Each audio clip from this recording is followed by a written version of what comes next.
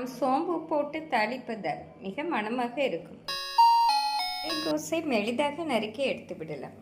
முட்டைக்கோஸ் பொரியலுக்கு மெலிதாக நறுக்கி செய்தால்தான் மிக சுவையாக இருக்கும். இந்த அளவு மெலிதாக நறுக்கிய பின் 2 ஸ்பூன் பாசி பருப்பை வறுத்து எடுத்து விடலாம். கடாயில் 2 ஸ்பூன் பாசி பருப்பை வறுத்து எடுத்து விடலாம். பாசி பருப்பை வறுத்து பொரியலுடன் சேர்த்தோம் என்றால் நல்ல மணமாக இருக்கும். 2 நிமிடத்திலே நன்றாக வறுபட்டு வந்துவிடும். ஃப்ரெண்ட்ஸ், இந்த அளவு நன்றாக வறுபடவும் வேறு பிளேட்டில் மாற்றிவிடலாம். கடாயில் தேவையான அளவு எண்ணெய் சேர்த்து விடலாம்.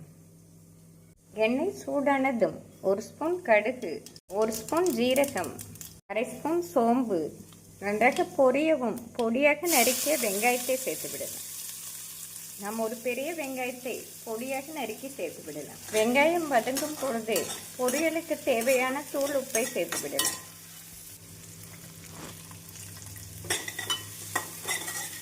ஒரு ஸ்பூன் இஞ்சி பூண்டு விழுது சேர்த்து விடலாம்.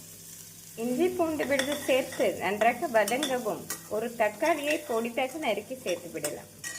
தக்காளியை சேர்த்து விடலாம். தக்காளி சேர்த்து வெங்காயத்துடன் நன்றாக மசிந்து வரவும் மசாலாக்களை சேர்த்து விடலாம்.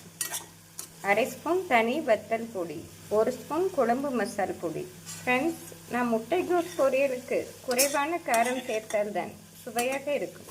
இந்த அளவு மசாலாவுடன் வெங்காயம் தக்காளி வதங்கி வரவும் வறுத்த பாசிப்பருப்பை சேர்த்து விடலாம்.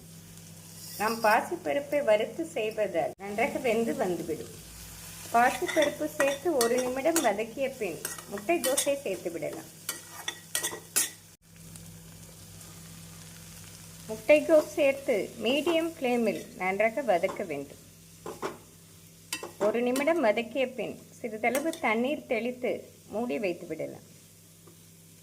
இந்த அளவு வதக்கிய பின் சிறிதளவு தண்ணீர் தெளித்து மூடி போட்டு மீடியம் ஃப்ளேமில் 10 நிமிடம் வைத்து விடலாம்.